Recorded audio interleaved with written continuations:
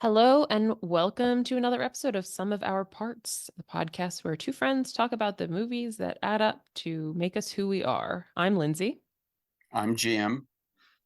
and this week it is Jim's pick. So, Jim, tell us about the movie that you had us watch. It started out as a very poorly received movie. It made a big impression on me, though, because of the time. It's Streets of Fire, directed by Walter Hill, who's done some big movies in his career. It came out in 1984, beginning of the cyberpunk phase, around the time of Blade Runner and some other movies that had that same kind of look. And it was aimed at an audience that I was a key member of. It. No one was supposed to be over 30 years old, and I wasn't. I was, for those of you who don't know, I was 27 at the time. So yeah, that was 40 some years ago when it came, 40 years ago when it came out. And it was a great visual movie to me on the screen. I will say it's not probably the best plotted movie or the best written movie, but has, to me, it had that and the music, the visual scenes and the music to it really made a big impression on me. Great. So, had you seen the movie before we picked it for this week?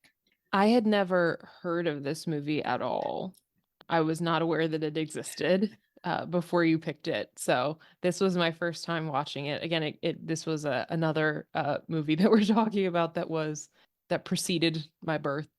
So I was not around for it. But yeah, so this was brand new to me. I went in like Okay. totally green to this.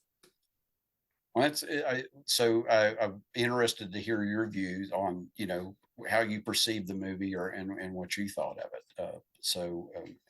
So I'll sum up a little bit. So it starts out the very beginning credits. The movie sort of labels itself. It's a rock and roll fable. It's not set in a distinct city. The city's name is Richmond, but it's not Virginia. Or if it is, it's very wet and rainy in Richmond, Virginia, all the time, and the sun never shines because it's always dark and dreary. And it looks like, to me, it looks like Chicago, maybe, or a Yeah, I was place like gonna that say with like the, Chicago or like parts of New York. yeah, with the trains. Yeah. There's elevated trains. It has the look of the 50s. The cars are from that era.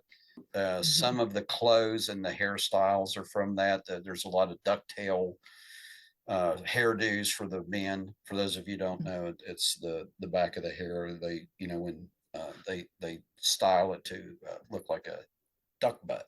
So it's Yeah, sort of, it's like people's hair in Greece where they kind of comb back the sides and they meet mm, in the middle. yeah, and And they have that sort of like piece coming down in the front, sort of.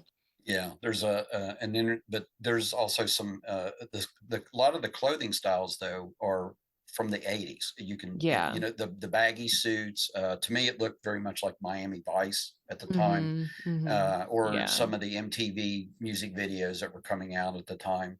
Yeah. I think a lot of the women's hair looked very 80s too, right? Like the sister Reva has the sort of like the big fluffy Hmm. bangs, and McCoy, the one other woman, has that sort of the bangs with the sort of like her hair almost looked like crimped hair a little bit. You know what I mean? Um, Looked like it was about to break off. I wrote yeah. it. It It looked looked like like she could very use dry. conditioner. Yeah, very dry and very stiff looking. But you know what I mean? It had that like that volume and that texture that looked like Sure. women's Yeah. hair in the 80s. So So, yeah. and so the movie opens up, and then, and like I said, it self identifies as a rock and roll fable in a place somewhere else. Yeah, It, like I said, it says another place and another time, time. like on screen at the beginning. And right away we get into, there's the scene. It opens up with small shots of the people. You would think there's only maybe 30 or 40 people in town, the way that shows that there's not a big crowd going to a theater to show to see the big star, I guess, hometown hero made good, and now she's come back to perform a concert in her hometown. Ellen Aim, who's portrayed by a very young Diane Lane, Hmm. 18 years old at the time. So, although she'd been in a couple of movies, or I think several movies before that time. So, and we see a very young Rick Moranis as her manager, and later we find out sort of kind of her boyfriend Hmm. that she's living with. And then so it opens up with a big opening song, uh, Nowhere Fast. And there's the you get the to me you got the 80s vibe from the music, the Yes. neon Yes. lights, and then sort of the staging, and then the musicians and everything like that. Hmm. And then we see the scene. It cuts from that into, and I know it, then we get the scene of the motorcycle gang coming through town. And if anybody's ever seen the Wild One with Marlon Brando, it's almost a shot for shot exact same scene where they ride into the town on the Mm. motorcycles. And then again, they're all like 1950s motorcycles. Yeah. They're wearing, Greasers. yeah, they're wearing, some of them are wearing the leather caps and so on and so forth. So and that's the leader of them is again a very young Willem Dafoe, uh, Hmm. who I thought was probably the most interesting character, other than Amy Madigan's character, who we get introduced to a little bit later on in the Yes. movie. So and then we also see, although we don't know it at the time, the sort of the person that opens up there starts the story, which is Riva, who is played by Deborah Van Valkenburg. I always wanted to say some other name. And she was on a TV show. She played a pair of sisters with Ted Knight after Ted Knight had done the Mary Tyler Moore show, where he played a Mm. cartoonist and she was one of his daughters. So I think she sort of was trying to springboard from that into Mm. movies. Was that too close for comfort? It was. Thank you for, Okay. yep. I I just want found that on her Wikipedia page as is one of the things she'd done. And I was like, whatever that is. Yeah, I remember watching the show. It was on for like 4 or 5 seasons, Hmm. and J.M. Bullock was on it, who I thought, and he's a comedian. I don't know if you remember him or not, but he was very popular and very funny around that time, 40 years Mm. ago. So, but anyway, so the motorcycle guys kidnap Ellen. They take her and whisk her away on the motorcycles, and everybody's freaking out, and the cops don't can't catch him. They get away, and then so Yeah. Riva, the sister, starts typing. On that's the big thing. Typing on an old fashioned typewriter. And I guess she's mailing a letter. I would have thought that she might have sent a telegram, or maybe that's what it. Maybe. It's, Even if we're not in the age of making a phone call, I don't know where, how did she know yeah. where her brother was, or that's the thing that always got me is. And he turned up reasonably quickly, I guess. Yeah, that's what the other thing is, like, so he all of a sudden he's there, he shows up. And you know when like I said, 40 years ago when I saw the movie, it was all visuals and stuff like that. Now as I look at it again 40 years later, I'm sitting there thinking, they talk about he's an army veteran, he just got out of the service a couple of months ago. Physical And then standards stole must a have not car. been. Yeah, he's got like this scruffy beard thing going on, and then the hair, the longish hair, I guess, for Hmm. somebody. But and I guess the physical standards maybe were not too tough in that army that he was in, because I mean, we see him without his shirt a couple of times, or in a wife beater Or and like no shirt but suspenders. suspenders. Yeah, yeah. So yeah, that was a look. Just saying, that was a look back then. So, but he's not particularly. I won't, he's no Arnold Schwarzenegger, but he No. gets the job done. So, but anyway, so she writes him, and she doesn't say why she needs him to come home, but Tom, come home, I need you. So Hmm. Tom being the dutiful brother, and again, we don't know what the relationship is between her and Tom at this point. Yeah. Cody, Tom Hmm. Cody. So he shows up on the train, and then comes into where I guess she owns the diner, or Hmm. and then they, she tells him why she asked him to come back and so on, and he sort of blows her off and says he wants nothing more to do with Ellen, and that's somebody else's problem, or the police's problem. And of course, then we get to see him, fight off a gang of hoodlums that Hmm. come into the diner, and then, you know, comes home to, help his sister out and promptly bust her window out of her diner. You know, trashes her place that she's trying to make a Yep. living at.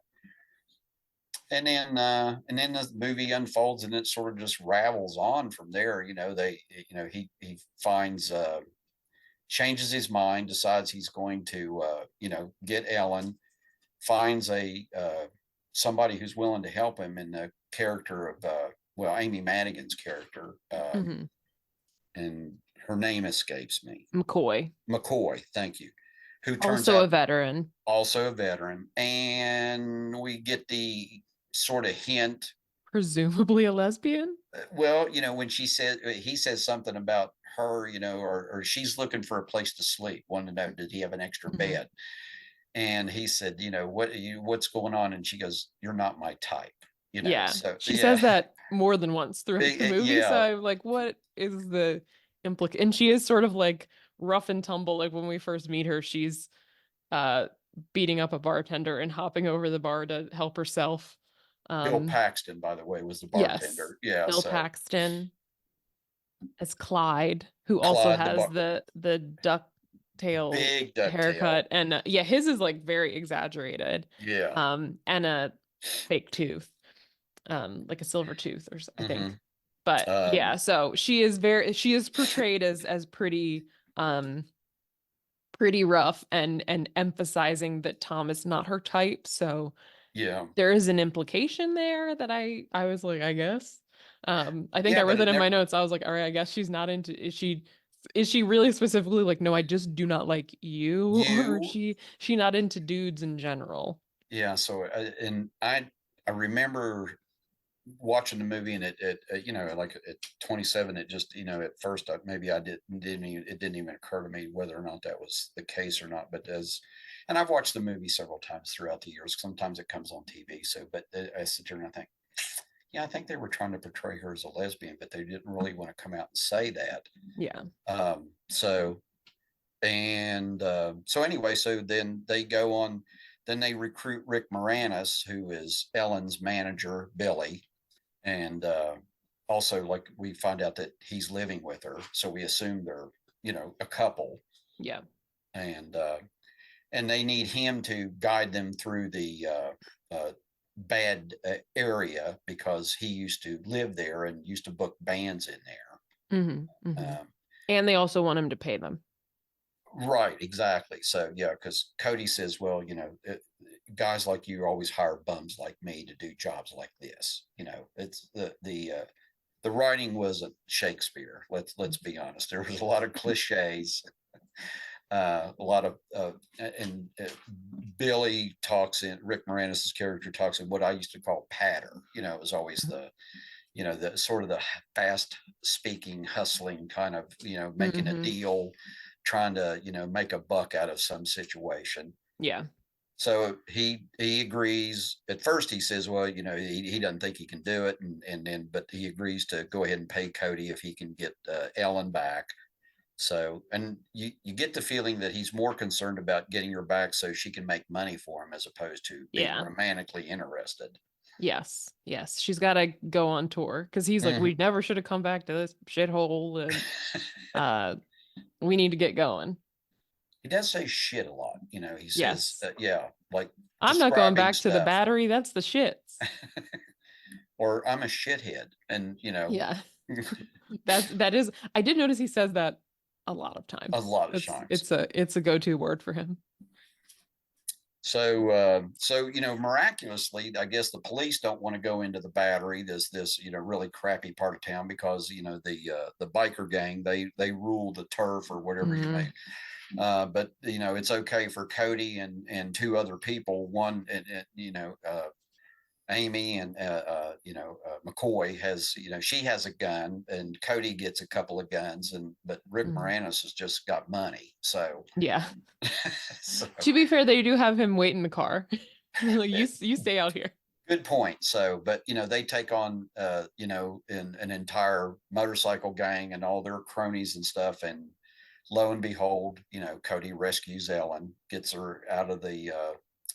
By the way, did you notice? And I noticed she was not only wearing the same clothes that she was when she was on stage. And again, we don't know how many days have passed since Mhm. then, but her makeup looked really good. So, Yeah. so yeah, So they've been treating her very well evidently or reapplying makeup frequently. her hair looked good. I guess she was able to take a shower, and stuff. So, but Yeah. you would have thought they would have let her, at least get a different change of clothes. But Yeah. anyway, But if she was taking a shower, she wasn't taking a shower because then her makeup wouldn't be on still. that's a good point. So, but yeah, so I So, noticed that, like, after they break out, and Cody shoots up all the motorcycles, and we notice along the way that he shoots up all the motorcycles with riders on them, but nobody seems to get hurt other than the motorcycles blow up. But no one gets mhm. really. We don't see arms and legs flying everywhere. So Yeah. the explosions are just a distraction as opposed to really hurting anyone. He doesn't shoot the people; he just shoots the motorcycles. So And then he shoots like the big like gas line things to cause yeah. like big explosions.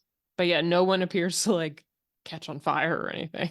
Or yeah, and later on, I guess it doesn't matter that he blew up the big gas plant or whatever. So everybody still seems to have electricity. So Yeah. or yeah, so And they all still have they all somehow get new functioning motorcycles. yeah, so yeah, because later on they show up on motorcycles in the big showdown. So Hmm. spoiler alert. Yeah. So they take off, and then they go through they have more trouble getting out than they did getting in. You notice Yeah. that they lose their ride. They have to hijack a bus uh, Hmm. with a group, a singing group, who are trying to Yes. make their way to a gig, I guess. Yes. By the way, Janice, one of the group is Robert Townsend. I didn't, but I was gonna say one of the group is the guy who plays Bubba in Forrest Gump, also. Uh, so Another member of the uh, group. the another one is Robert Townsend. So there's a couple. There's a lot of faces in here that we see in movies later on. Rick Rossovich plays a very young police officer who later Do you appeared in. know the guy who played the police chief, He looked Richard familiar, but Lawson? Well, I will tell you what I know him from. okay, I know him as the recently divorced husband of Beyonce's mom. He was married to really? Beyonce's mother, Tina. Yes. She was Tina Whoa! Knowles Lawson for a while. I did Yes. not know And that. his daughter is Bianca Lawson, who she's an actress that's been in a lot of, she's one of those people who's like in her 40s, but she perpetually plays like a teenager. Oh, She's been in a lot of things. But yeah, that's Richard Lawson. I was like, oh, it's Beyonce's former stepdad. well, that's cool. So Mhm. he's still around. He's Yeah. okay. I wonder if he Yeah. still acts. I think he probably does in like smaller things. I think he does more like TV movies and that kind of stuff. But yeah, that was his most recent claim to fame was being married to Tina, Hey, Tina so Knowles. I actually thought he did a good job in this movie. Yeah. Yeah. I liked his character. I thought he was believable as coming across, as the chief of police. That but where Rick Rossovich played the naive young officer, Hmm. always on the go, and he sort of played the more seasoned. But again, there's no old people in this movie, and That's and when true. I read about that was Walter Hill's thing. He didn't want anybody to either look or be over 30. So that Hmm. he wanted everybody to be, Interesting. to be young. So But yeah, Richard Lawson claims to be go figure. So I thought you were going to tell me he was Beyonce's dad. So that would no. be, Her dad yes. is Matthew Knowles, but Okay. So he was her gotcha. stepdad for a while. So they just recently got divorced. Uh Oh, so Herman this is, and Richard Lawson. Yeah, like in oh, the past several months they oh, separated. So yeah, well, they've been married probably like 10 years, I guess. no kidding. Well, Mhm. that's pretty cool. It's been a Really, when you minute. So think yeah. about it. Yeah. So Yeah. good for So him. yeah, he got to be in Beyonce's family for a while. Yeah. So I'm, that's fun. yeah. But yeah, so lots of random people. But yeah, Robert Townsend, I forgot. He's I know him, the Five Heartbeats is what I Mm-hmm. know him from. The Five Heartbeats, which a band I was devastated to learn is was not a not A a real real group. band. Yeah. Well, he was in this group is called the Sorrels. I think that's Yes. the Sorrels, which was not a real group. No. And although they perform a song in the movie, Mhm. which does go on. It's not them, but whoever Yeah. actually did the song, it goes on to become. I think it was a top 10 hit on. Mm.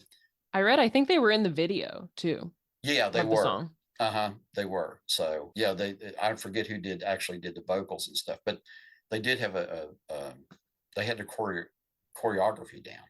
Mm. Yeah. Well, Moonwalking.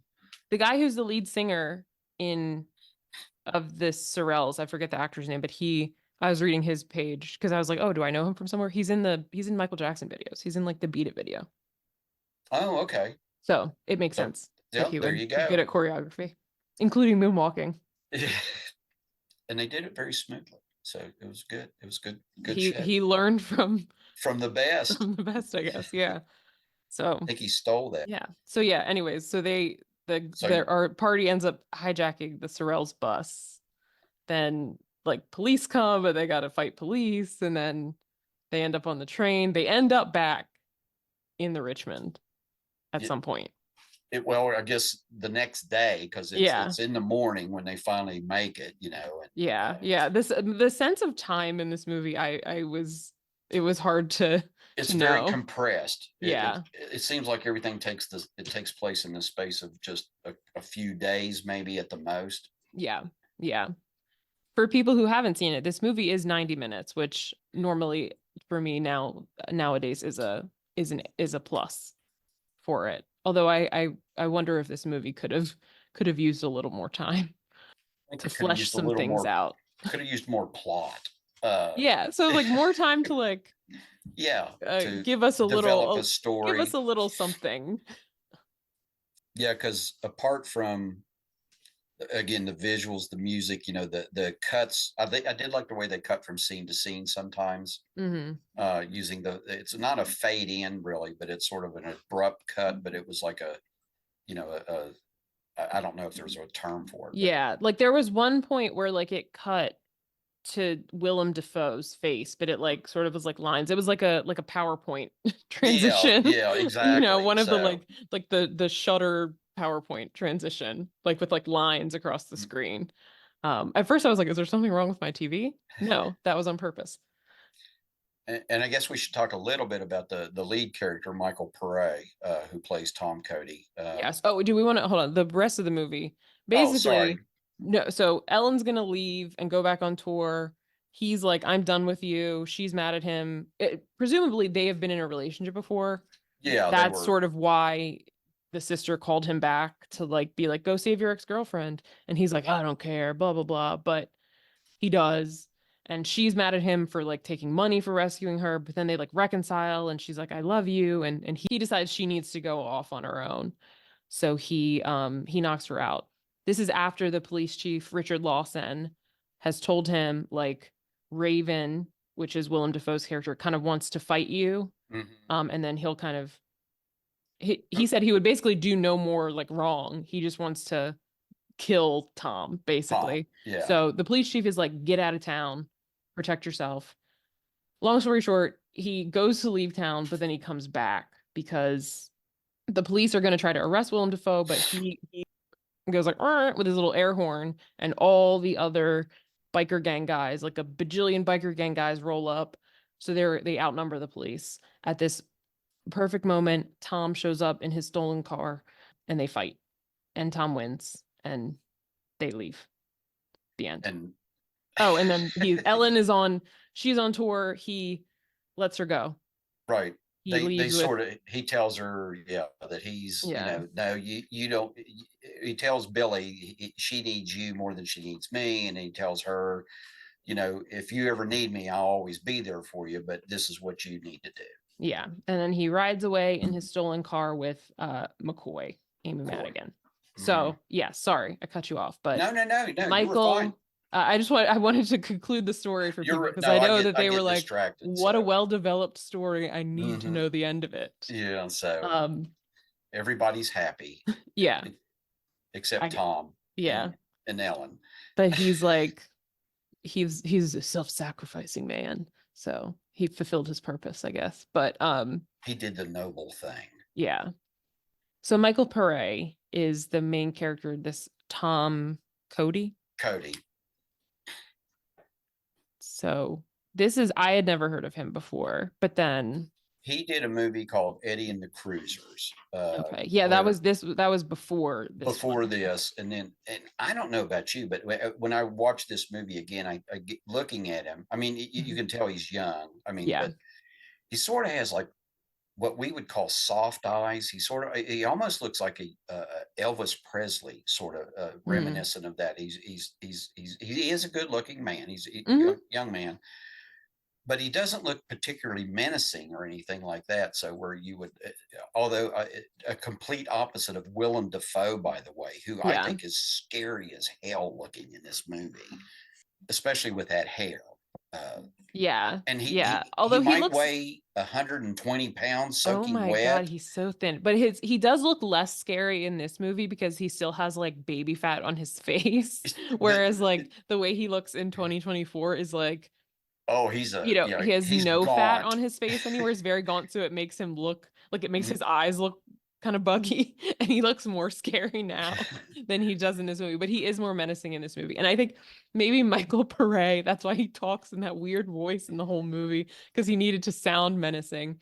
And I will describe his voice for people who haven't seen this movie as if you've seen Home Alone or Home Alone 2, it was Home Alone 2, and you know how Kevin watches the movie, like, keep the change, you filthy animal. That is how Michael Pare talks in this entire movie. That like pitch, that volume, that cadence, all of it. Like that is how he speaks in this film. And I get maybe that's to compensate for the fact that he doesn't look menacing. He reminds me in his like the way that his hair is cut and the outfits he wears, he reminds me of Rick from The Mummy. Oh, that's a good analogy. Yeah, he 'Cause does. he has that like Mm-hmm. haircut and he's wearing like brown pants, like a that like sort of off-white Mm-hmm. shirt with the suspenders, like Yep. and boots, like the whole Yeah. movie.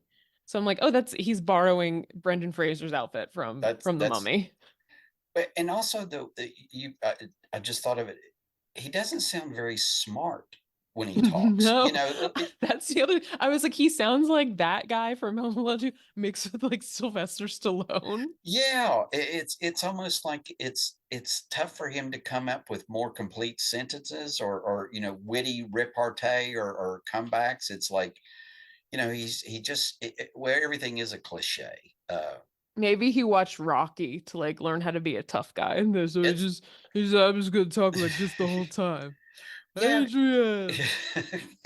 Well, that's really kind of yeah. That's a good facsimile of what he sounds like. Really, it's He is it's like this weird fake tough guy voice. It's the way that listening to his voice is the way that I feel listening to like Christian Bale do his Batman voice. Like yeah. it's that sort of thing. It's almost a put on effect to maybe intimidate or make people think Hmm. that you're something that you're actually not. Where Yeah, exactly. yeah, you look at Willem Dafoe and you just know that man, this guy's mean. Yes.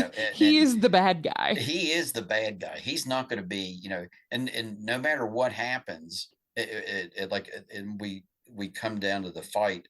By the way, interesting choice of weapons for the fight. It's almost like Sledgehammers. sledgehammers, but tiny sledgehammers. Like Yeah, not they're long, but they're not real big, heavy sledgehammers. They're sort of like almost regular size hammerheads, but they're on these long handles. yeah. But you're thinking Willem Dafoe probably looks like he can't even pick one up, much less swing one. But man, they go at it. He's very thin and he's also wearing like what appear to be like waders.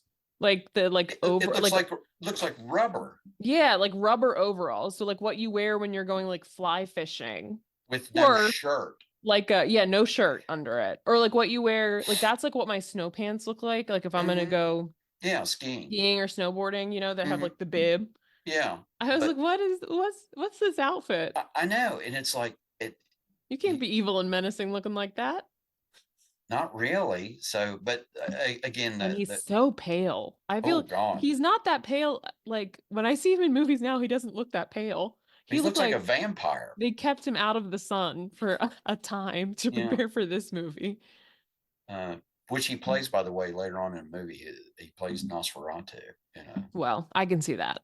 Yeah, he was very good in that, by the way. So I I can't remember the imagine. name of the movie, but anyway. He So, is but you know, Yeah, you gotta have a certain look to play he's got Nosferatu, it. and he's got it. He looks like he has, I say this is a big-teethed human being, but he looks like he has more teeth than the average human when he Hmm. opens his mouth, you Oh know? yeah, yeah. And he's got that. I don't know, just almost like a snarl. When he Yeah. talks. Again, yeah, that's down. That by the way, for I'm those trying of you, to approximate. I was gonna I think say, it's like the shape of Lindsay's his doing it. nose too, because his nose Yeah. kind of goes down like that. We're workshopping the look. So no, Sorry, no, this is an audio medium. Uh, yeah. For those of y'all just imagine who can't see us, yeah, Lindsay's doing a really good job of. we're doing our best Willem Dafoe faces. So, um, but yeah, so the movie ends up with that, and like I said, there's not much to the plot of the movie. There's not much to the dialogue of the movie. It's all kind of cliche and stuff, and some of it you can see. Like to me, I thought it took bits and pieces of, like I said, the Wild One, with the motorcycle gangs, and probably some out of the MTV. What I did like was the soundtrack. I have the Hmm. soundtrack to the movie. I enjoyed the songs, and then the music to the movie. The was done by Ry Cooder, uh, Mm, who had done another movie for Walter Hill back in 1980. They did The Long Riders. For mm, those of you who don't know, that's a movie about the Jesse James and Cole Younger gang, mm, and Walter Hill had done that. And then that's visually very similar to this movie and some of the way he did some of the shots, but that Ry Cooder did the soundtrack for that as well. So, which hmm. is, and I thought it was a good job of the background music and so on and so forth, and then some of the accompanying of the songs. It's almost Hmm. like it could almost be a musical. I mean, there's Yeah. some music in it. There's some the Sorrells get to perform a couple of numbers. Ellen does a couple of numbers. There's music Hmm. throughout the whole movie. Yeah. Yeah. I enjoyed the music. I think that like Ellen's songs were sort of like an 80s power ballad, like in the vein of like a Pat Mm-hmm. Benatar kind of Exactly. Yeah. um Which that sort was of thing. She do the song We belong to who, Pat? Yeah. Yeah. Uh-huh. Yeah, like that song. Like it reminded me Mm-hmm. of that. Yeah. And Because the she said it was going nowhere fast, and tonight Yeah. is what it means to be young, which were that was the big closing number, the big power ballad. And that, yeah, yeah, that was very much in that sort of vein, if Yeah, that's yeah. what like even her opening song at the beginning Mm-hmm. reminded me Yeah. of that too. And the way Um she looked, yeah. which is I was reading, they really wanted an older actress, like 28 or so, and Mm, Diane was 18 years old, but she came to the audition evidently looking like a rock and roll singer. She came wearing, I think they said a lace top and boots and so on and so forth, and really sold them on the fact that she looked like a person who could be on stage mhm. Mhm. performing. So Yeah. And I thought it was interesting too. I like watching the credits. So a lot of the songs were produced by Jimmy Iovine, who's like a very famous music producer. Like I think most recently like he formed Beats, like Beats by Dre, like the headphones and the speakers, like okay. with him and Dr. Dre. So he's been like a producer for decades. He produced for John Lennon, Kansas, Bruce Springsteen, Patti Smith, Tom Petty, Dire Straits, Stevie Nicks, U2, Simple Minds, Pretenders. So, and that's just through the 80s. Well, and it's good. And really, when you just mentioning all that, that music from those 80s, that I could see where then he was doing this, because this sound, it was just, I think this is classic 80s type Yeah. music, you know. Yeah. Yeah, Um, no, I appreciated that part of it. I think that was cool. The music was cool. I think that the visuals were interesting, like you said, like it is this sort of juxtaposition of like all the cars are 1950s cars and like some of the looks and like hair are 50s, but then some of mhm. it is also 80s. And the It- look of it, the look like the sort of production design, like the set and where it's set. I was telling you, it looked to me like Gotham in the 80s Batman movies. So in Tim Burton's Batman movies, like that The first ones with Michael Yeah. Keaton. It's Yeah. a very like dark, sort of Yeah. gritty city that looks not totally real, Hmm. like kind of based in reality but removed from it a little bit. It And gives me that vibe. a lot of the shots too. Well, I think most of it is you never get the feeling of that of how big the city is. Some Hmm. of the wide shots, even it concentrates on just small sections. Like the battery. I guess it's a big warehouse or an abandoned Yeah. warehouse, but you never get a feeling of like being a big city. You know what I mean? Hmm. Or they don't pull back to show a skyline of any kind or of anything Yeah. like that. It's always close shots or focusing on interiors. There's a Hmm. lot of that where they go through the warehouse to get to where Ellen is, and they have to go through all these. It looks like these little rooms and navigate their way through. Yeah. Same way with we see the diner looks small. Hmm. Where Reva has her business and so on, and even the streets. There's no big thoroughfares. It's almost like Yeah. they're tucked away in little corners. Yeah, it feels like everything is happening like you see like that raised train platform and almost everything is Mhm. like under that. Yeah, Because like when they meet up for their rumble and like for the diner, like the train is like sort of over it. So it does give this, it's a little like everything's kind of small and, yeah. down and dark a little bit like under a bridge. So it does give like a very specific like feel. And I think I said to you too, like the other thing that it reminds me of, and it's not quite as like removed from reality, but is like a Sin City, this sort of like hyper reality thing, I think that's a great analogy, and I hadn't thought of that until you mentioned that. So, Yeah, that was something that kept, obviously Sin City like has a different look because it's like a comic book thing, but like the city like looks like a city, but it's sort of like this hmm. heightened thing, and that to me is like what this reminds me of, the way that it looked. So that was definitely interesting.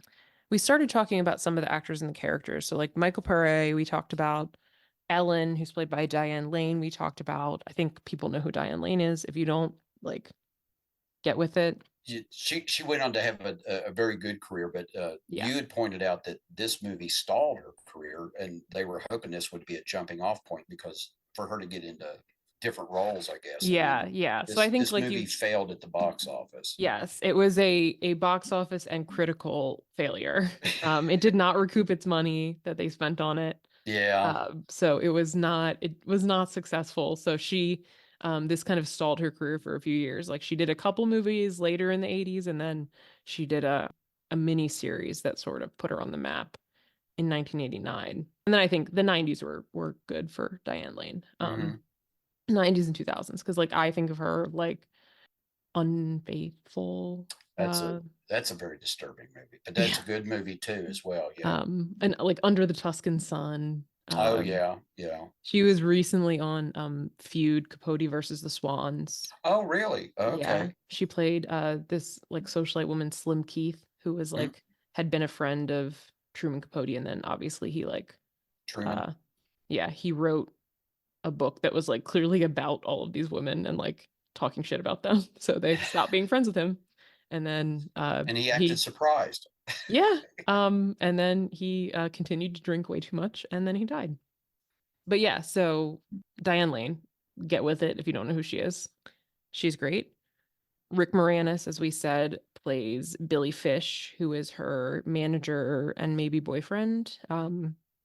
This was interesting. Obviously, if you listen to us, we just talked about Rick Moranis last week with Little Giants. And I think this was interesting because that's like Little Giants, Rick Moranis is kind of the image I have of him, right? He's like small, nerdy, and he's that way in the Honey I Shrunk the Kids movies. He's that way in the Ghostbusters movies. Hmm. Like everything that I think of that I've seen him in, he is like a little nerdy guy. So this one, I mean, he is still a little nerdy guy, but he's like you said, is sort of like slick, fast Yeah, talking, kind of deal very maker. assertive. Yeah, Yeah. Wheeling and uh, dealing. He's trying to make money. He's like, you taking can't bring charge. me here. We shouldn't have come to this shithole.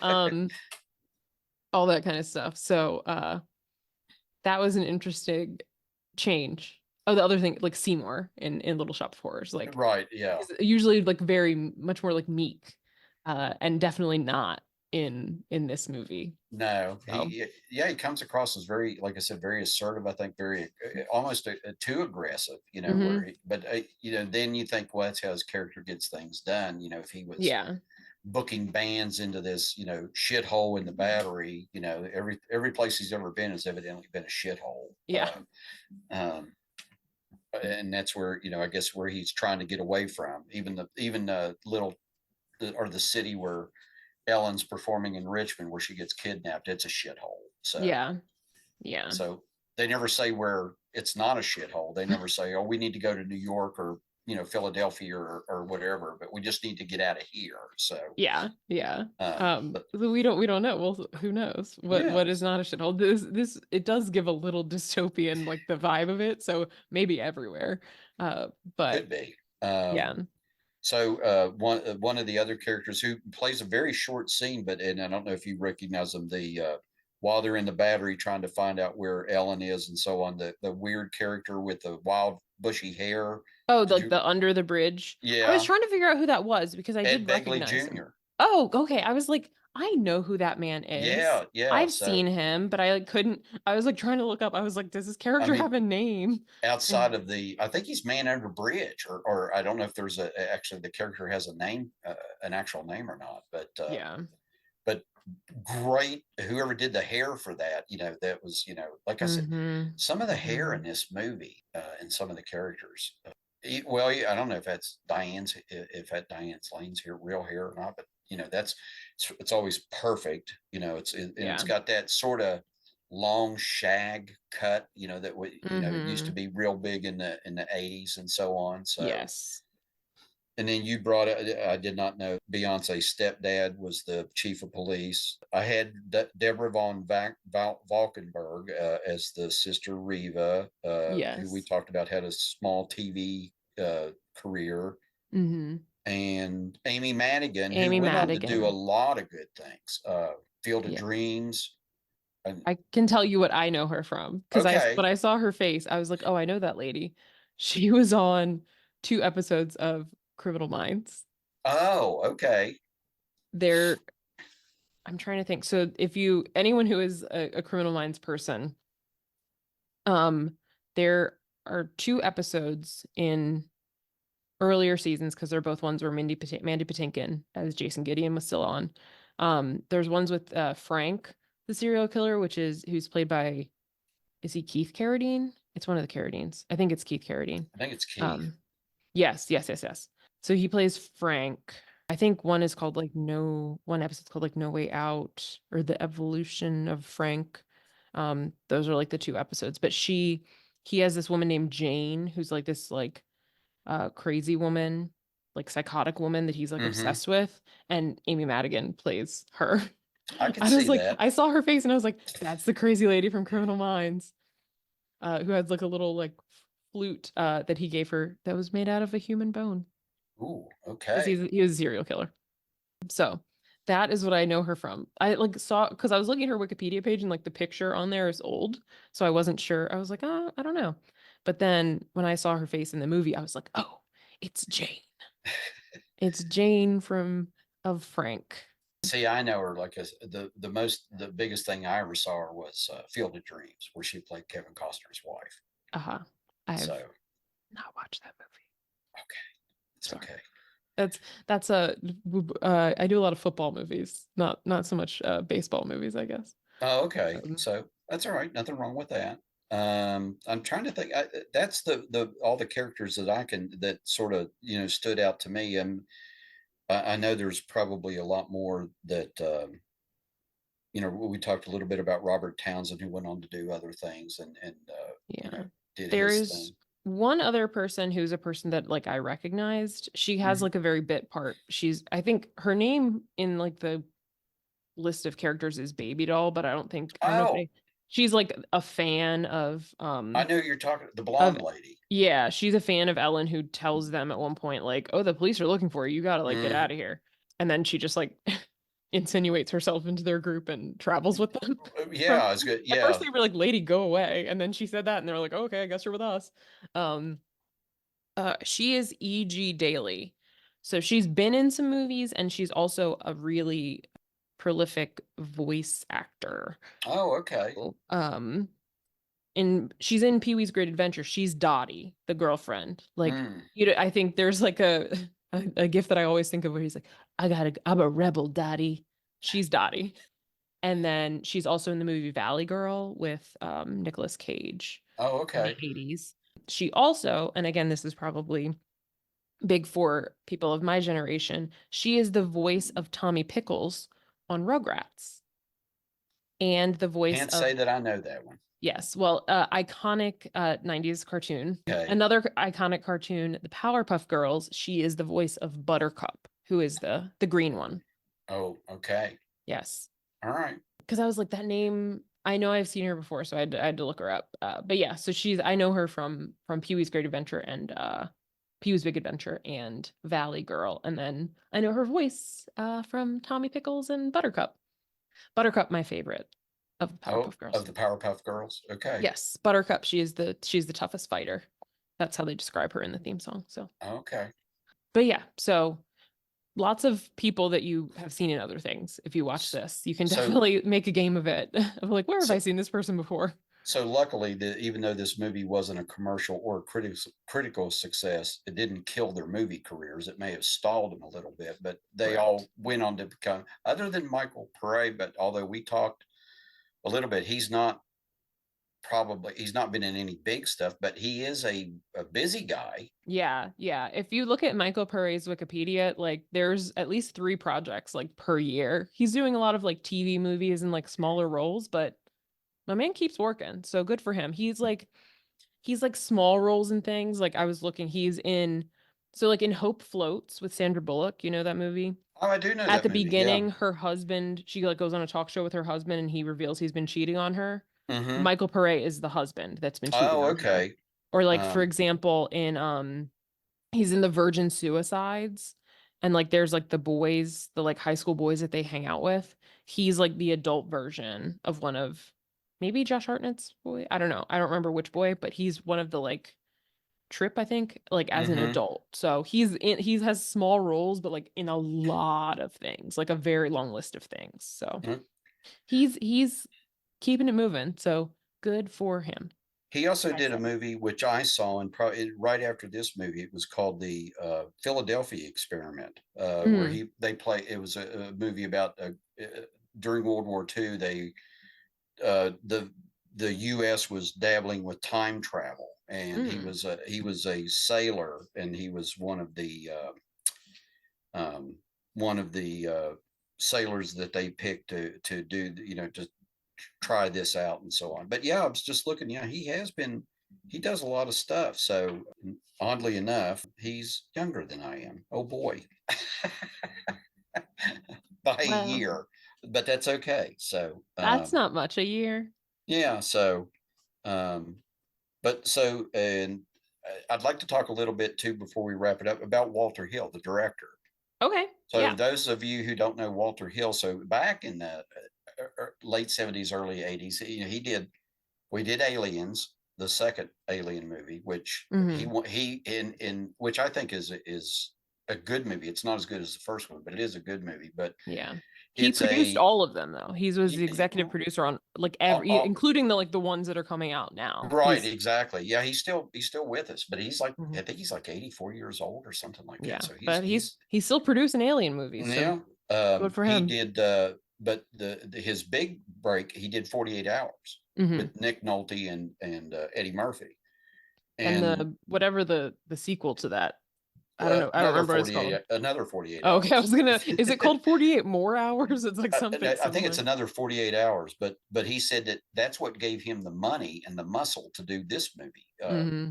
Streets of Fire, because And then after this, everybody was like, he was like a pariah. Yeah, so they didn't want to take another chance on him until then. He did do a couple of other things, but he never did anything really, I guess, as big. I mean, but he did Mhm. produce, Yeah, and yeah. he did Alien 3, and then he did when I was, the Long Riders I talked about, and he was involved though. I'll take it back. He was involved in Deadwood, the HBO series. Oh yeah, he directed some episodes of that. I read Yeah, that. and which And was Tales from the Crypt also. right, and in which Deadwood was very critically acclaimed, Mm-hmm. Mm-hmm. and had a lot of followers and so on. Yeah. Um, and at some point, Long Riders is on my list because it was, to me, it was again a striking visual movie, but it was Mhm. also sort of an anomaly. It was a Western that came out in the 80s. Westerns weren't popular, but he sort of revived that. And then he had we'll talk about, if when we get to that, we'll talk about, he had a gimmick for it. Mhm. So Yeah, and it looks like he wrote this movie also with with another, Larry yeah, Gross, mm-hmm, and yeah, they also wrote 48 Hours together, and yeah. um Larry Gross wrote a couple of other things like Prozac Nation, and Oh, okay. he wrote something called We Don't Live Here Anymore that won a prize. It was a movie more recently that That had some sounds famous people familiar. in it. It had some famous people in it, and it won a prize like at Sundance. Oh, I wanna okay. say. It stars Mark Ruffalo, Laura Dern, Peter Krause, and Naomi Watts. Oh, that is a good cast. Yeah. So Yeah, I'm looking at it Michael won, Pearl. yeah, it won the best screenplay at the Sundance Film Festival when it premiered Cool. in 2004. But so yeah, but yeah, that was 'cause I was gonna say the writing on this movie left Mm, something to be desired, I will say. I think he was looking towards, like, towards that certain audience where it wasn't all of it wasn't so much about the plot, the story, the dialogue. There was no, you can't quote this movie, unless you No. want to do really bad, because Cody has some laughable, lines, like, like I said, the one that sticks out is, guys like you always hire bums like me to do jobs like this. It's like, Yeah. that's that sort of thing. And So that's how he delivered it, yeah, so, approximately. um, Yeah. I will say but also, not a lot of women talking in this movie. Um, no, no, there, yeah, McCoy speaks the most. She's the only woman character I feel like that has like a and story, like there's something going on there. Ellen a little bit, but she's very like there's other people kind of deciding what she's doing most of the time, right? Like right. either Billy or Tom are like, here's what you need to do. Like we're in Hmm. charge of you. Well, and you think Riva would have a story, because here she's owns this business. She Tom's off, sets the events in motion, right? Like she right. brings Tom back to town to rescue Ellen, and then she like basically doesn't speak any. She has like You four don't lines in the you whole don't see movie. her from the beginning of the movie until towards the end of it. I mean, in the Mhm. middle, she's like non-existent for the most Yeah. part. After The they most go time you off. spend with her is when she's standing in the audience watching Ellen perform. You see her at the beginning of the movie doing that, and at the end of the movie End of doing the that. movie, her, And yeah, she's her just looking. She's not even others, singing uh, along. She's other just standing scenes, there. they show her, she's slicing pie. It's like, well, Yeah. it's like, She's just you the know lady at the diner. The ladies at the diner in Greece had more lines that she I than know. she does. I mean, you never hear, like, the story of, like, well, I was waiting to hear something like, well, you went off running around and joined the army while I stayed here and made a success, or, and trying to keep, Yeah. was it mom and dad's diner? Yeah. Was it, That was or, something that was missing a lot for me because I just wanted more like who are these people? mm-hmm, Like yeah, what is going on here? Like, because it takes a minute to get to the point of like, oh, you used to date Ellen. Oh, okay. yeah, That makes more sense then. But some of it is just like, well, who is this person and like what are they doing? yeah. Like, what is why would these biker guys kidnap Ellen? Like that was still I never really got a Other than the fact that Willem Dafoe was leering at her while she was on stage, but it was right. Oh never, yeah, that part when they come in was like very oh, menacing because you oh just see gosh. like this pack of dudes with their like poofy hair is standing at the back of the crowd, just like, but you don't see it. You just see them in silhouette, Mm-hmm. and they're just like all just like still facing the stage, and then they like rush it and like beat Yeah. everybody up and take her. But yeah, it was very menacing when they just come in and there's just these outlines of like dudes standing I, in the back staring. it almost reminded me of, what was the movie with the vampire gang. It was Oh, I know what you're talking about with Kiefer Sutherland. yeah, with Keith, yeah, it was sort of like that sort of thing, where you'd The see them Lost in Boys. Lost Boys. Yes, Yeah. thank you. So it sort of reminded me of that scene Hmm. from that where you're not even really sure, like what are they going to do, what's going to happen, and then like I said, you look at Willem Dafoe and he's the leader of these guys, and he couldn't whip his way out of a wet paper bag, or at least So he doesn't skinny. look. I know, it's like And you he's know man. what? When he fought Tom, he was kicking his ass for a little bit. I was He like, Tom, was. what are It you was. doing? Yeah, Tom was like getting his butt kicked. When they put the hammers down and Willem Dafoe like "Arr!" and tackled him and was just Yeah, beating the crap out of him, I was like, Tom, if you don't get up, dude, you're gonna lose this fight. So, right? um, Didn't you just get out of the military? They didn't teach you anything? You exactly. didn't have to lift weights? You didn't do Um, PT? Amy Madigan was a better fighter than him, as far as that goes. Like Mm-hmm. she took on a whole room full of guys. Exactly. That part was like one of the best. And that was like, oh, look, like a woman can do something in this movie. Mhm. Mhm. When they go to like that club, and it was funny because he didn't think Tom was Orgies, like, yes. What was it called? Torchies, yes. orgies, yeah, Because Tom is like, I'm gonna go up to the top and like break in. You can meet me upstairs if you can get there, or something yeah, like that. yeah. Like And so she just goes in, immediately finds a dude to hit on her, and she's like, "Okay, I'll go upstairs with you." uh-huh. It took her like 3 sentences. Boom, she was upstairs. Don't doubt a woman like that, Tom. He's like Spike. Spike don't play ball with girls.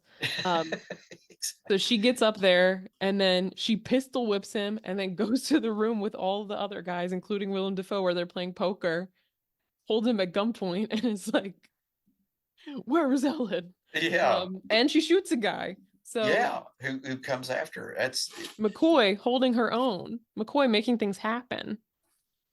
and being the backbone, or whatever, because he couldn't have done any of this with it. This whole operation, he might have figured out where she was without Rick Moranis, but he certainly couldn't have gotten up to the roof and all that other stuff, and Yeah. without her holding all Yeah. these guys in that one room, and then Hmm. And then um they had to fight their way out.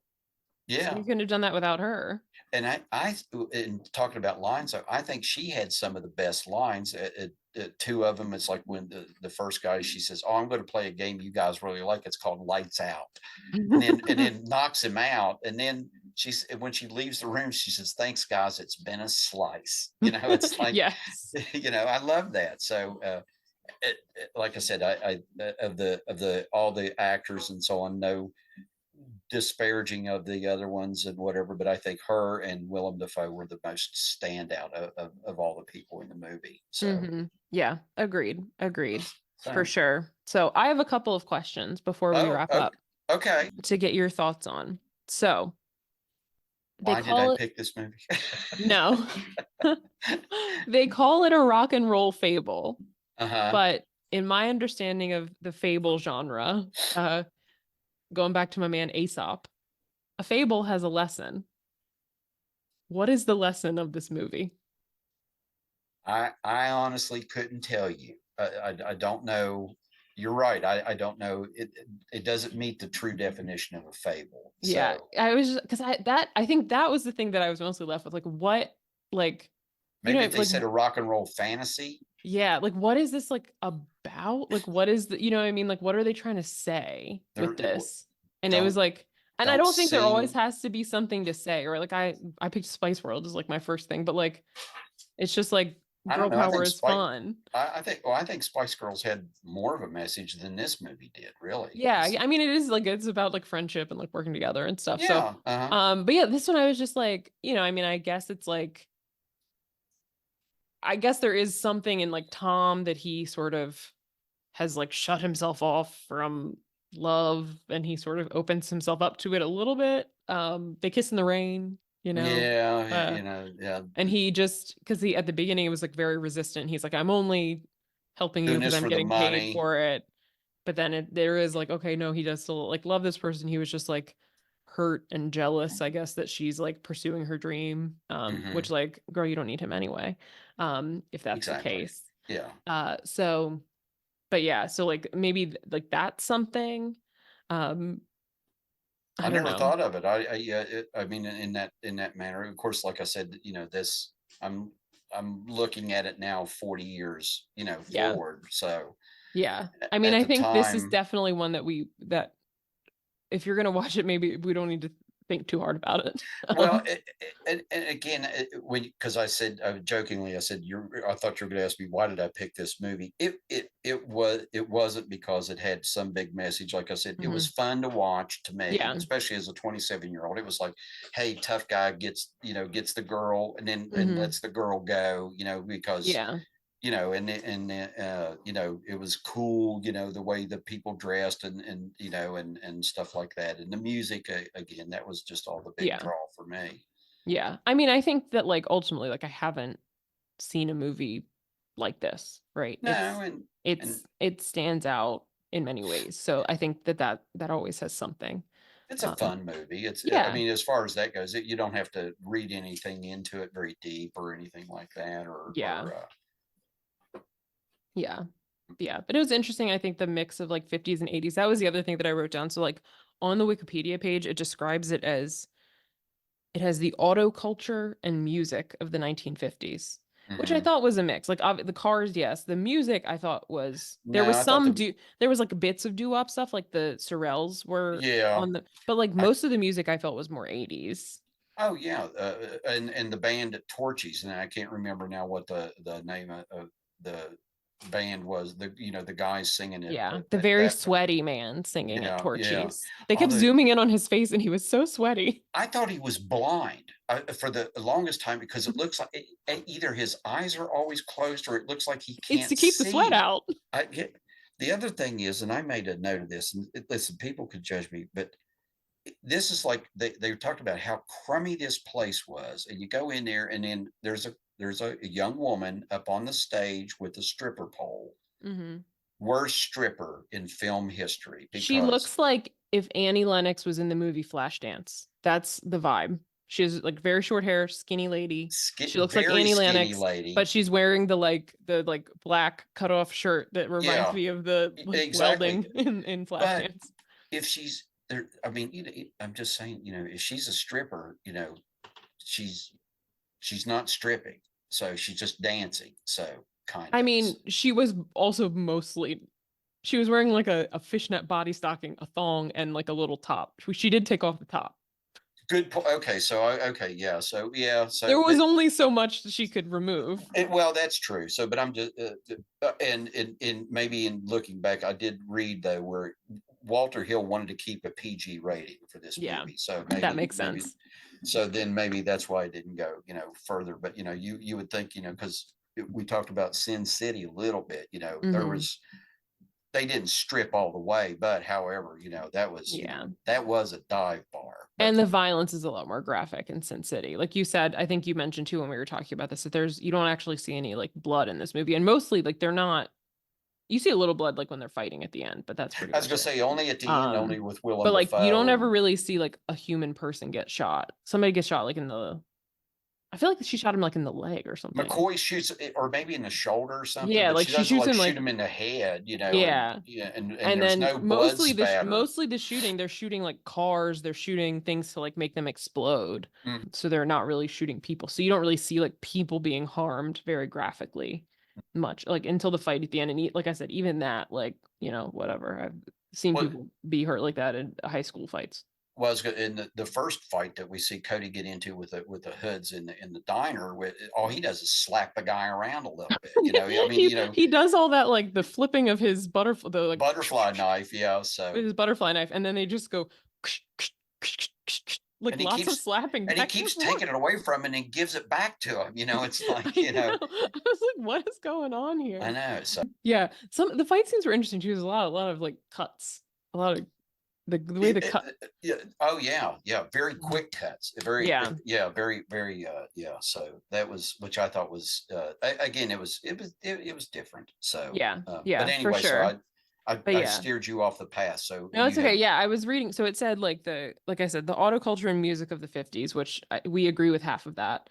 And then hmm it said the fashion style and sociology of the 1980s. And I was like, I agree with the fashion style. Mostly, obviously, there are some 50s touches, especially with like hair, the yeah. guy's hair.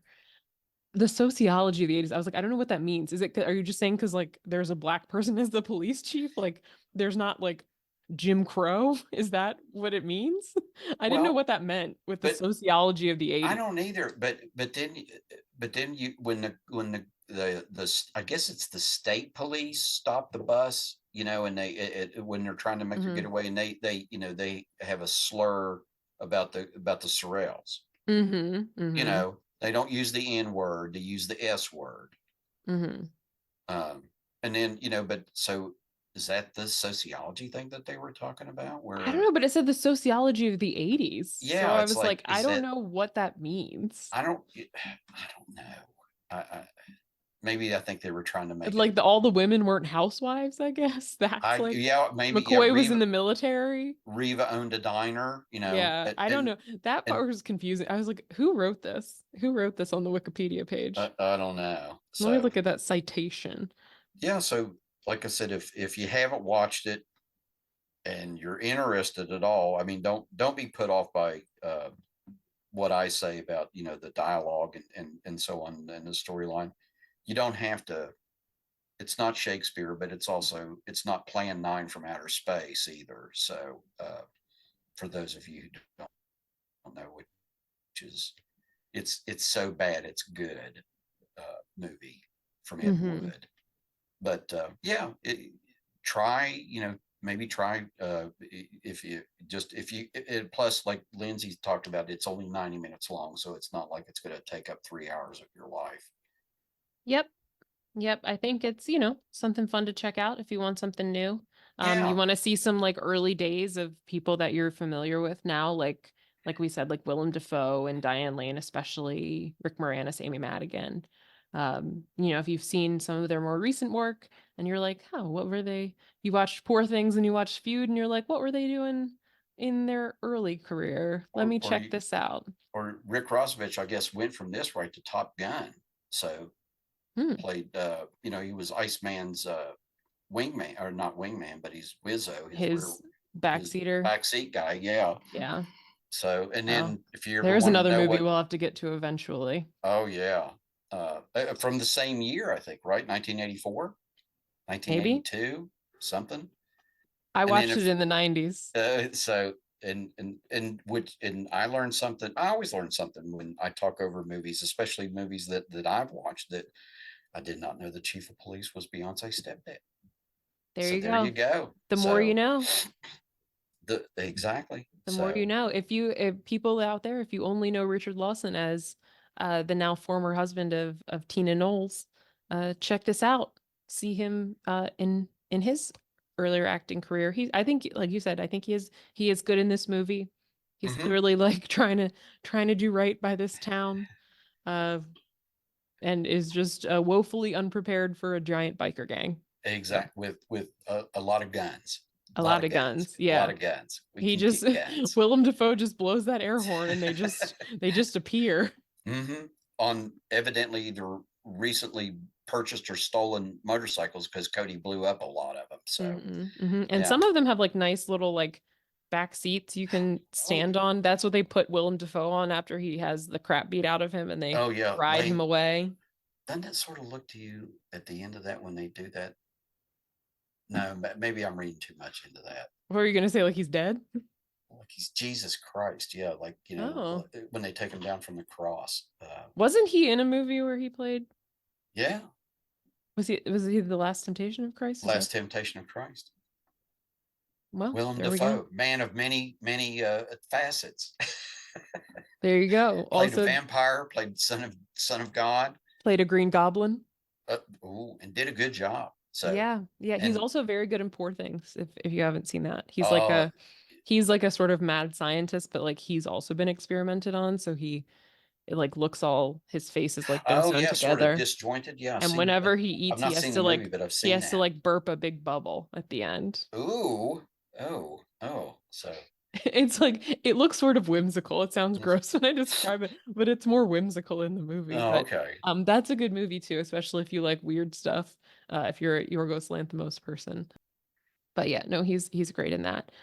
Well, Okay. any final words on Streets of Fire? No, like I said, I think you enjoy the music if you like any of the music from the '80s, and again, Hmm. if you like if you're a if you remember MTV when it was music videos and not everything else except music Not videos. ridiculousness played every hour throughout the day. Throughout the day, or all the so-called pseudo reality shows. Yeah, if you remember music videos from the '80s and so on and so forth, I think you'll enjoy the movie. So, Yeah, and yeah. hopefully it wasn't a complete waste of 90 minutes for you either, Lindsay. No, I hope no, it was interesting. I always enjoy taking in something new. Everything good. is a learning experience, There you go. So always. So, well, with that, thanks everybody for listening. Please be sure to you can rate us, leave us a review. Also, you can follow us on Instagram at Some of Our Parts Pod, and hope to see you next time. Bye bye. take care.